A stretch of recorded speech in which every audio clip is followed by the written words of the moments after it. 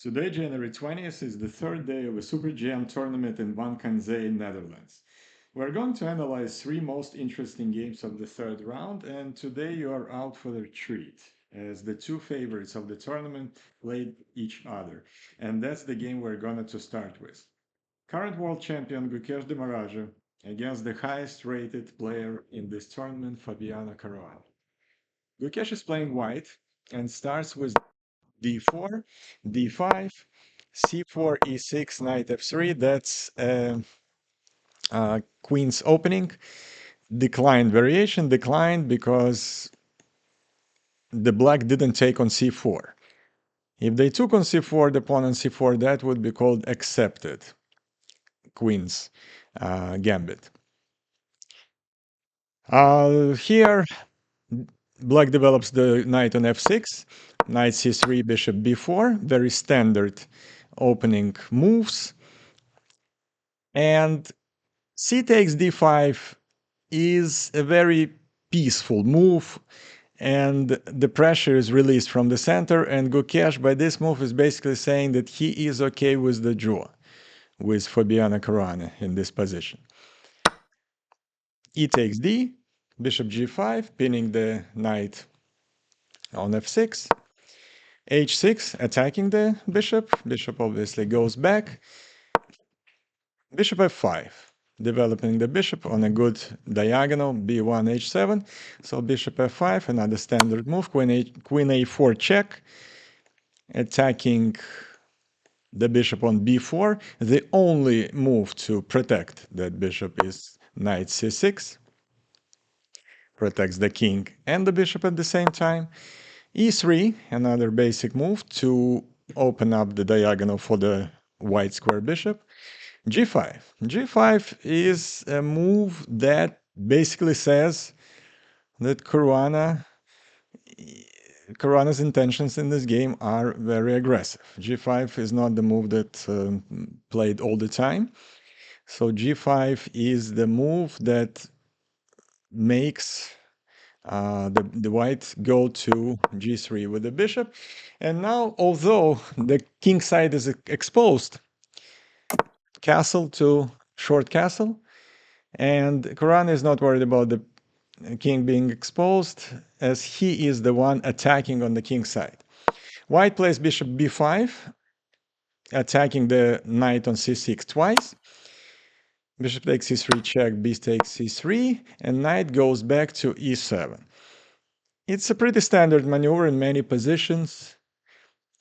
When the knight goes from c6 to e7 and then to g6, and white respond with knight d2. The purpose of the move knight d2 is not to allow black to move their knight to e4, very active square on e4, and the knight protects this square. Knight g6, queen goes back to d1. Anytime you need to move your pieces back in the position, kind of tells you that something possibly went wrong in the opening. And indeed, black's position is slightly better. h5. Caruana continues to attack on the king side, and now the threat of h4 is already serious. So white has to go h3 to make sure that the white bishop can retreat to h2. Black goes c6 attacking the bishop, bishop goes back. So all the white pieces were in active squares, b5, a4, g5 was the bishop, and now all of them are moving back. And black's pieces and pawns are all in very active squares, and visually white's position and black's position is a little better. Black plays h4. Actually, if we notice, the pawn was under attack. So h4, attacking the bishop, bishop goes back to h2, b5. b5 is a mistake. Now, the reason that move was made is because white in this position wanna have a pawn break, and the pawn break could start with the move c4, and the move c4 black didn't want to allow, and that's why they played b5 not to allow the move c4. But the pawn on c6 becomes weak. It's not protected by any other pawns, and it doesn't have the move c5, so it's not easy to move it forward either. So that pawn becomes weak, and therefore move b5 is not the best move in this position. And white immediately attacks that with the move a4, a4, a6, protecting the pawn on b5 with two pawns, castle, rook e8, moving the rook in the open file, rook e1, queen e7. In this particular position, white, for the first time in this game, actually started thinking, and because they need to come up with a plan. And the plan for white in this type of closed position would be to have a pawn break on e4. So the idea is to play f3 and then e4. But it's very difficult to achieve, because f3 right away cannot be played because if queen takes e3, the pawn becomes unprotected. And in general, if we can see, black has 5 pieces protecting a very important square on e4. So therefore, Gukesh was thinking for a long time how to continue and whether he can play for a win in this position, and decided that he can't play for a win and made the move f3. And bishop f3, basically, instead of being active, it's a passive move, and it's a protective move to not to allow black to play knight e4. So you can exchange all the pieces on e4. But black decided to play even a smarter move, bishop e4. And after bishop e4, what happens is that one of the variations could be just to take the bishop on e4, d takes, knight takes e4, for example, bishop takes e4, queen takes e4. And this position is pretty even. Realizing all that, in this position, Gukesh just moved back. Fabiano Caruana moved back to f5. And basically, this is a grandmaster way to say that we agree to a draw. The position is close, the position is even. Let's keep our energy for the next round. And in this position, they repeated the move several times and agreed to a draw. So a pretty boring draw between two strongest players of the tournament, but it's understandable on grandmaster level. When you don't need to win, you can just play to a draw, and then next game you have more energy, you have more strength to beat on a weaker opposition. Interestingly enough, both players played at 98% accuracy in this game. So basically, if two computers played this game, that would have been pretty much the same game. There were no mistakes, and it's also possible that all the moves that were made in this game, at some point, both grandmasters saw in their preparation, either to this particular game or to other games. The next game we're gonna look was a lot more exciting, and it was between Chinese Grandmaster Wei Yi and German Grandmaster Vincent Keimer. It was e4, e5, knight f3, knight c6, bishop c4, knight f6. Two knights opening, two knights defense. Very popular, very old, very known.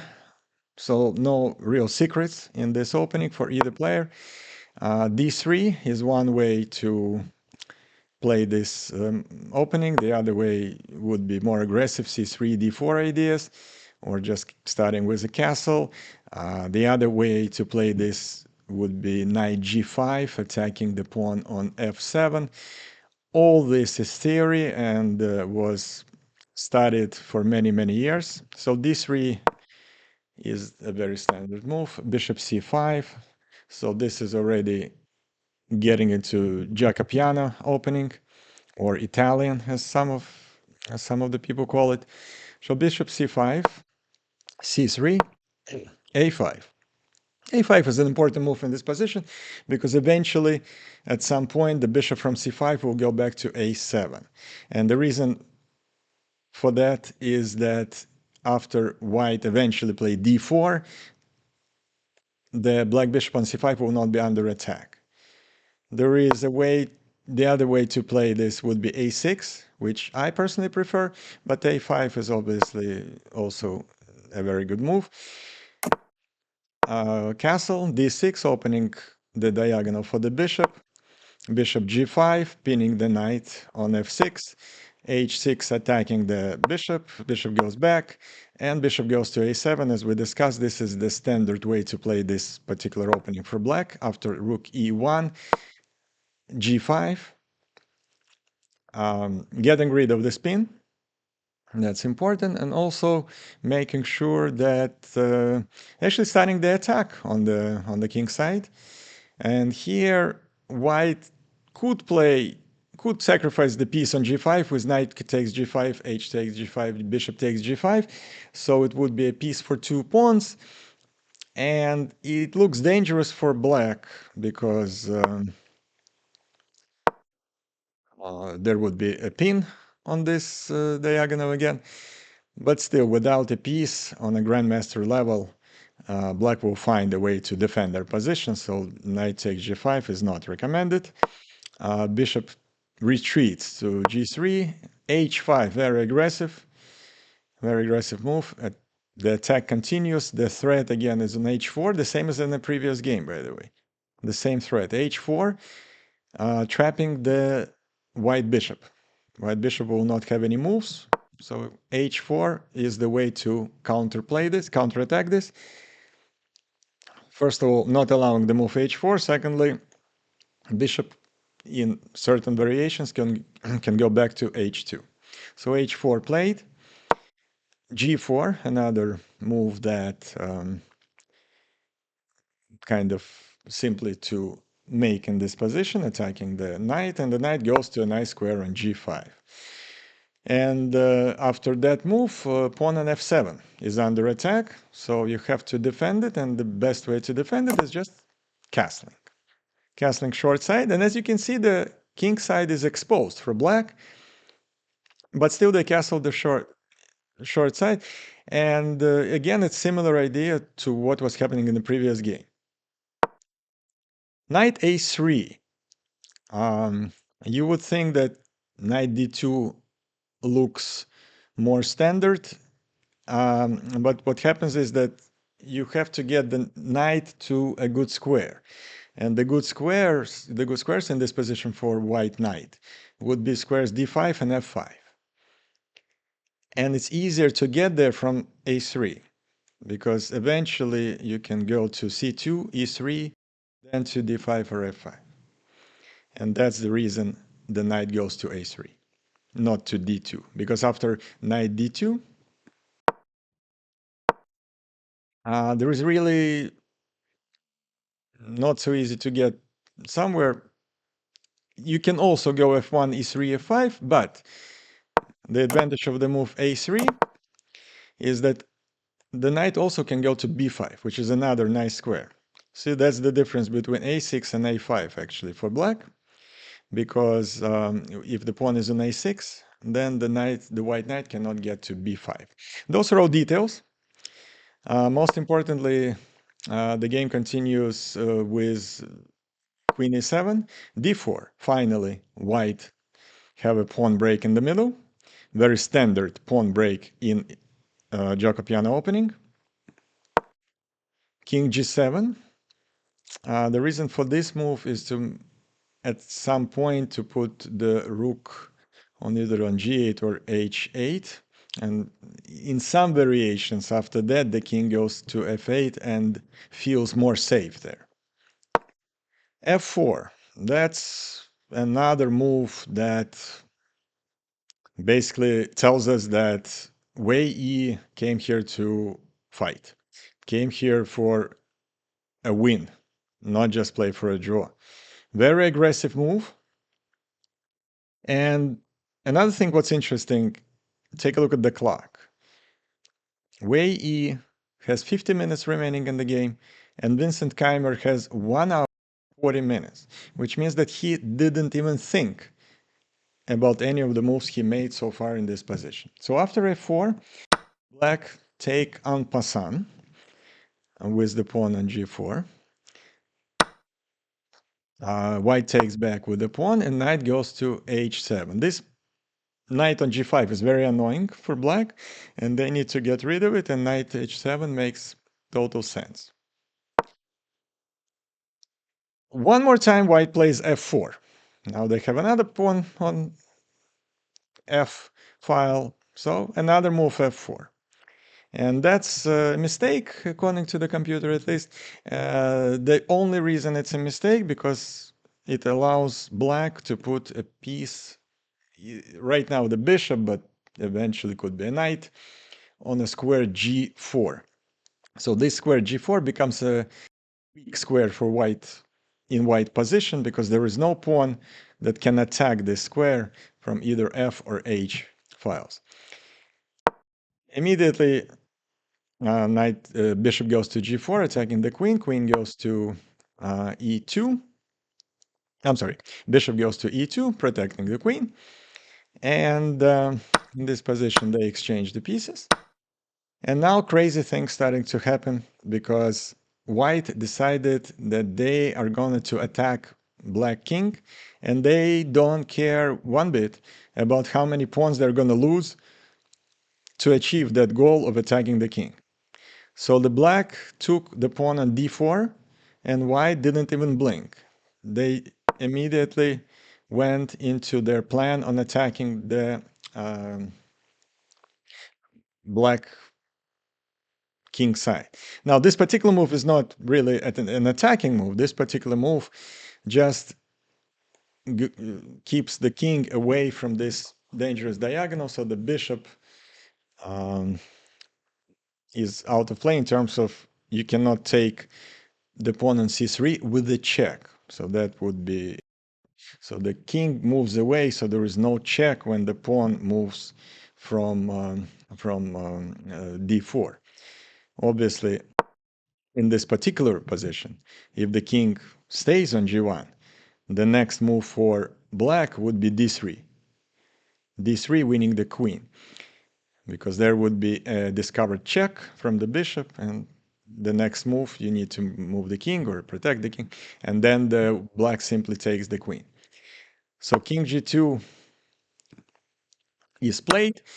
Black takes another pawn on c3. Again, white don't care. They don't even look on the left side of the board, it seems. And they take the knight on h7. And black continued to take pawns. C takes b2, attacking the rook. Rook moves away to d1, and king takes the knight on h7. So let's take a look at this position. First of all, let's count the pawns. White has 1, 2, 3, 4. Black has 1, 2, 3, 4, 5, 6, 7. 7 versus 4. That's 3 extra pawns for black. But what's important in this position is the black king is all alone, not protected, and the Chinese grandmaster takes the pawn on h5, check. Kings moves away to g7.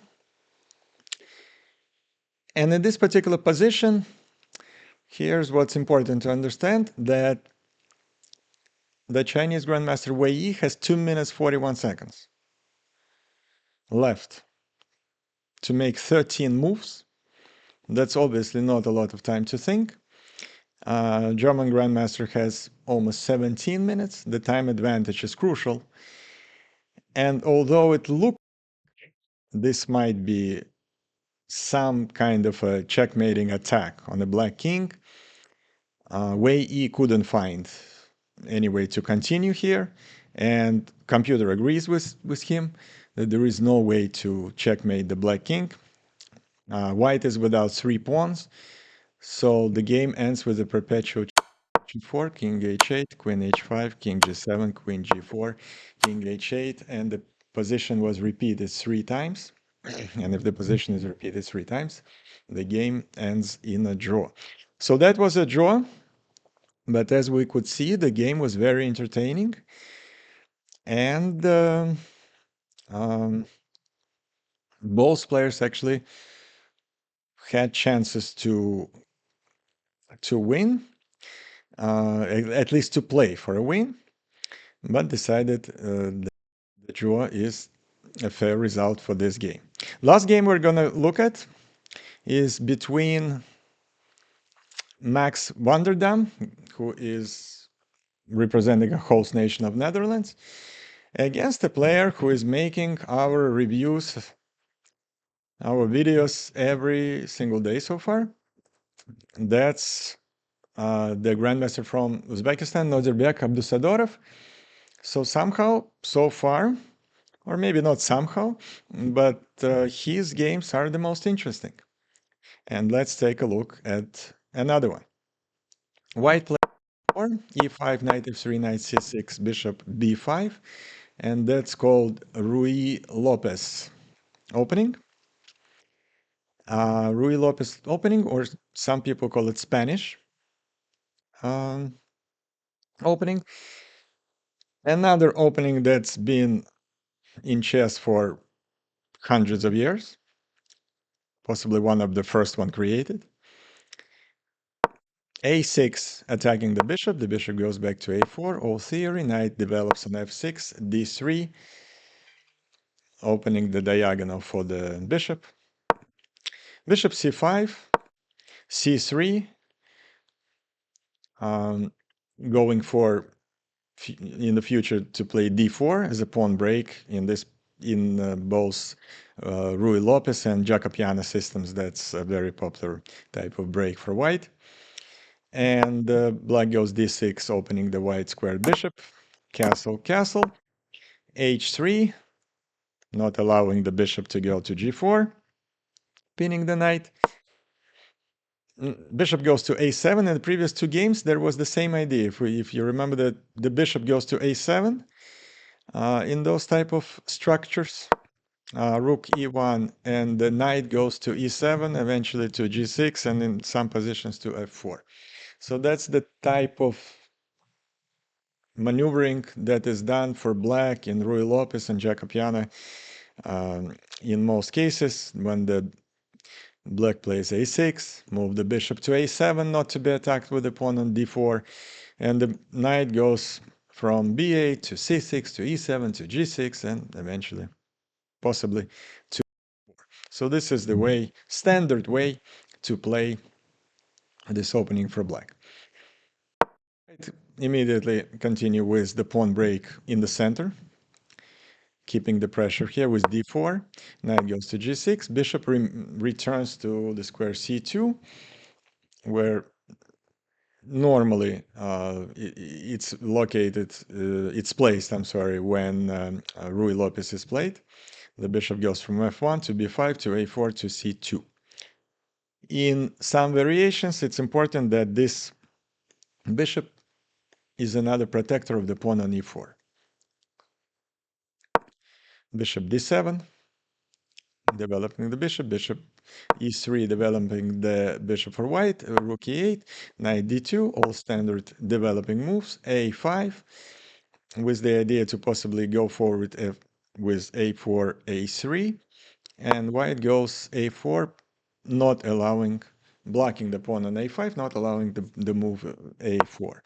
Bishop c6, another standard move, putting more pressure on pawn on e4. So now it's already under attack because the black can take the pawn on d4, and they have 3 attackers on pawn on e4, and white has only 2 defenders. So therefore white plays queen b1, and now they have potentially 4 defenders for the pawn on e4. queen e7, and here, an important move, d takes e5. And important is because the white releases the pressure in the center, and it's not recommended to do in general, because you really, especially when you play white, you want to be more aggressive, you want to play for the win, and you really would like to keep the pressure in the center of the board. So this move is not recommended. And what would have been more interesting here would be the pawn break starting with b4 and some attack on the queen side of the board.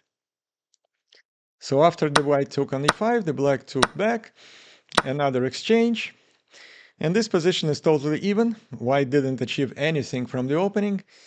The only thing they achieved is the rook on a7 is kind of out of place, but honestly, the queen on b1 is out of place too. The only thing it does so far, it protects the pawn on e4, but it really doesn't have any play whatsoever.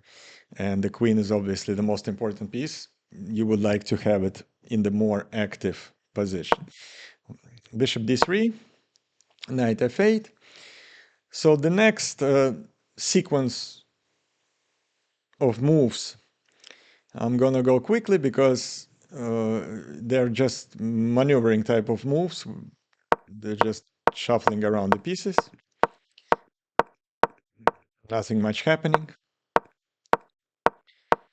And finally, white has some aggressive play on the queen side with the move b4. Rook a8, that's actually a threat because black would like to take this pawn. And then the next move, you see they have two attackers on the pawn a4 and only one defender for white, the bishop on c2, so that's already a threat. That's why rook a1 protects the pawn on a4. H6, another prophylactical move, not to allow anyone on g5. Usually the knight goes there or the bishop, and h6 prevents. Rook e3, knight h7, knight d2, rook a7, another sequence of moves that I'm not going to comment because they are just maneuvering the pieces around the board. Another important thing to mention here, and possibly the most decisive moment of the game, is that the Netherlands Grandmaster who's playing white, Max Wanderdam, has 5 minutes left in the game. 5 minutes left, and his opponent has 30 minutes. Again, time advantage is crucial. Bishop goes back, it was under attack, c4, and here, most important part of the game starts. You would think that all the preparations the white did was to put a knight on a very nice square on d5. They put the pawn on c4, they put the pawn on e4, and the knight d5 looks like a very natural move. It's a mistake. The reason it's a mistake, not easy to find. You can stop your video right now and find a way for black to win a pawn. So I'll give you a minute. To find a way to win a pawn here is not easy. But obviously for a grandmaster, that's um, kind of easy tactics. And the move is knight takes h3. Your queen is under attack, and you sacrifice a knight on h3. And the reason that's possible, because if you take the knight on h3, black plays queen g5 check, and a beautiful geometry. They take the next move, they take the knight on d2. So that's why they won the pawn that they took on h3.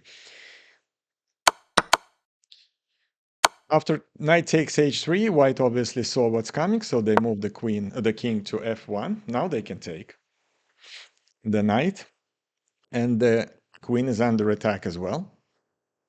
So the question is how you defend everything. And you defend everything by just taking the knight on d5. White takes back, and knight goes back because it was under attack.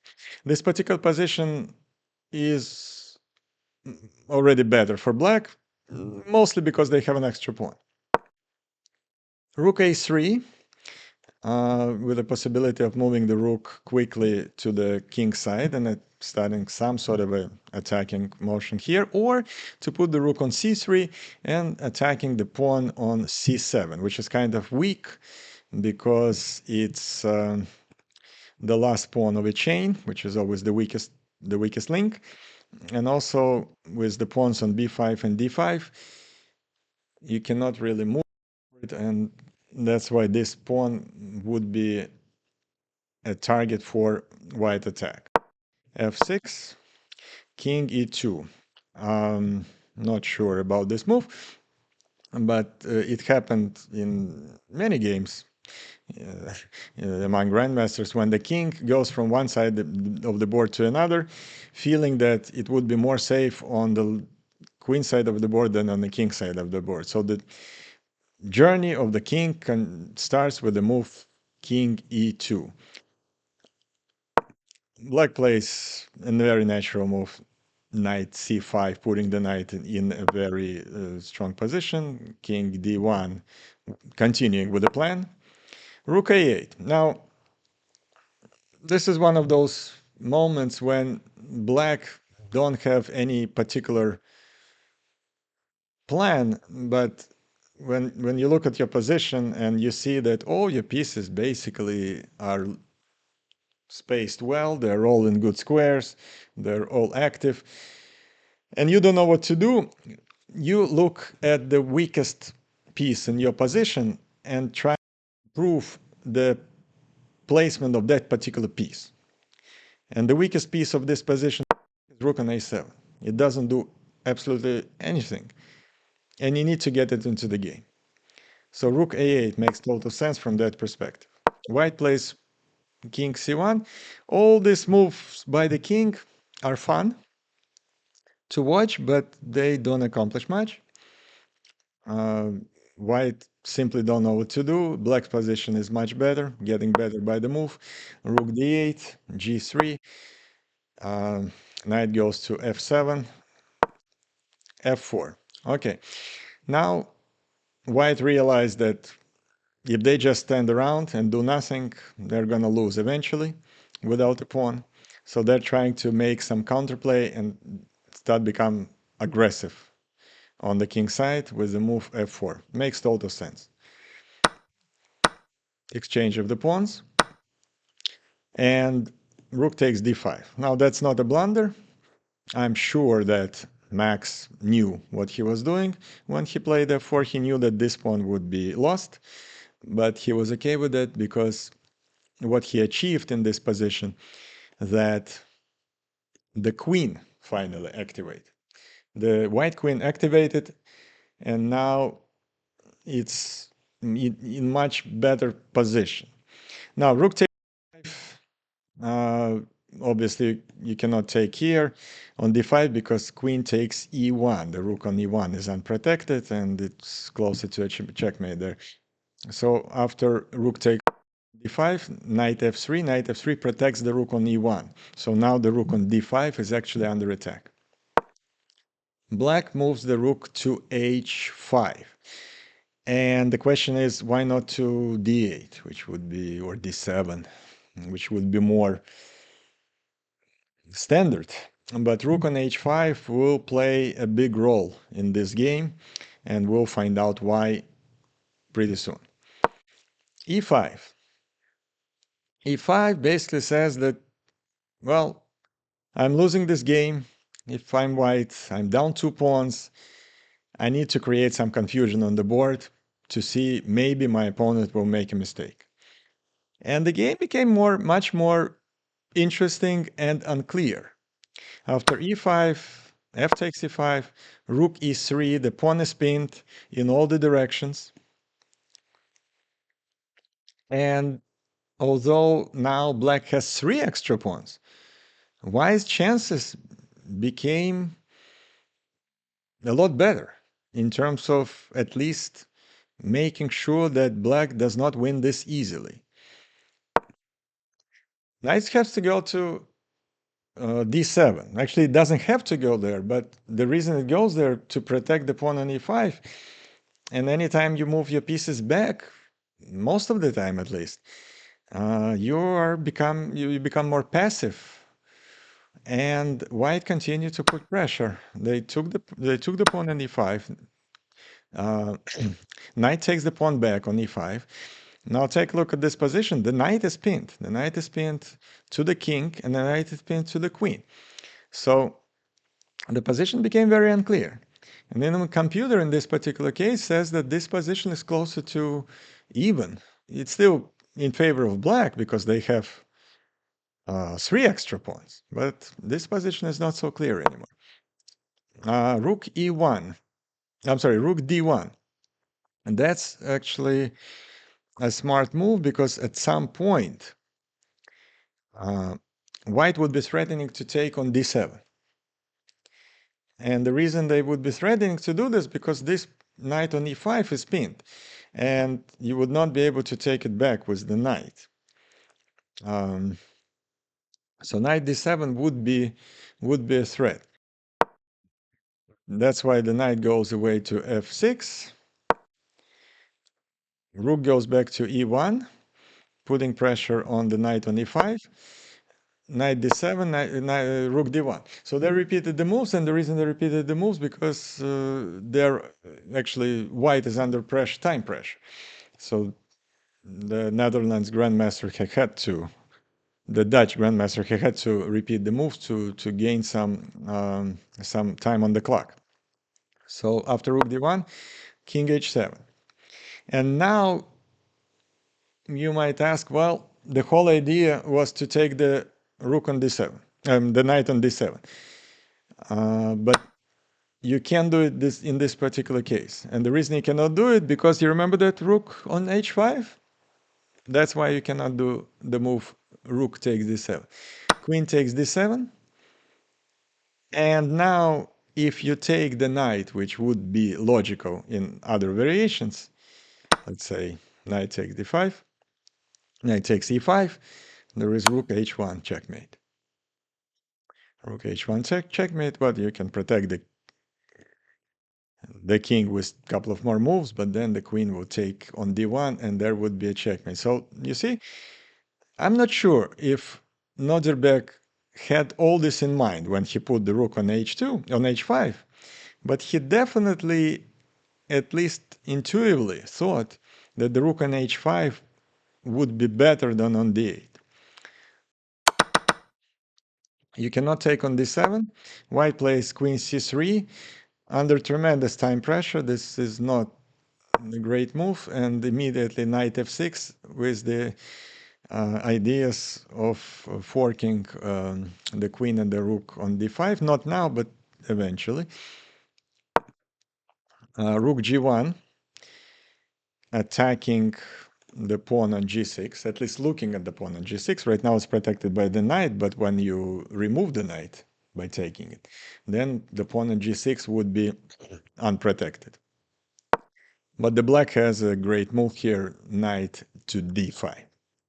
And knight to d5, in this particular position, white has only 1 minute to calculate everything.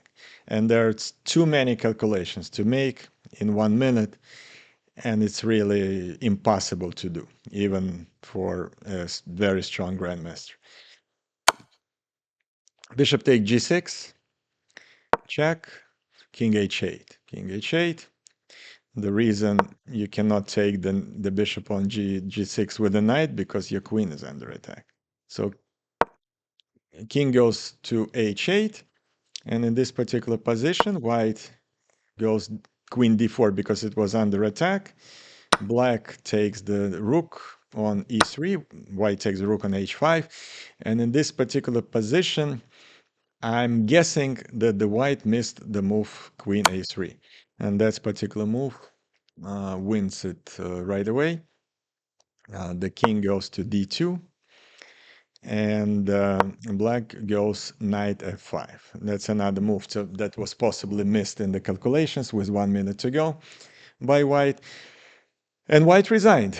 And the reason White resigned that there is no good place for the queen to go. The queen is under attack. Where would you go with it? It's really not many squares where you can put the queen. Let's say we'll move it to f4. And the winning sequence in this particular position would be just taking on f3 with a check. Bishop takes f3, queen b2 check, king d3, for example, rook d8 check.